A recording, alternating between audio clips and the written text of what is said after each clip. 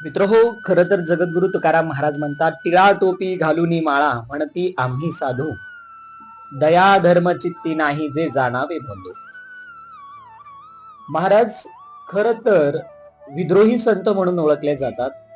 तर तुकोबाराय म्हणतात, टिळा टोपी घालून कोणी संत होत नाही, ते संत रूप आचरणात आणावं लागतं. संत रूप म्हणजे नेमकं काय? तर लोकांना चांगल्या पद्धतीचं मार्गदर्शन करणं, चांगलं प्रबोधन करणं आणि कोणत्याही लोकांचं चांगलं लेखणं, अर्थात त्याला मदत करून सहकार्य करणं, हे संतांचं देणगी रूप आहे. तुकोबाराय पुढे म्हणतात, दया धर्म चित्ती नाही जे जाणावे भोंदू. म्हणजे आजकाल या जगामध्ये भोंदू प्रकार खूप चालला आहे. एवढी संख्या महाराजांची वाढली आहे की कशामुळे? तर कीर्तनाच्या माध्यमातून कीर्तन करणं चुकीचं नाही, मात्र कीर्तनामध्ये सासू सासरे सांगणं, कीर्तनामध्ये आपण राजकीय पद्धतीचं बोलणं हे चुकीचं आहे. म्हणून तुकोबाराय ह्या लोकांना भोंदू म्हटलेत.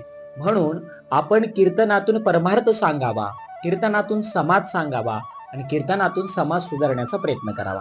रामकृष्ण हरी.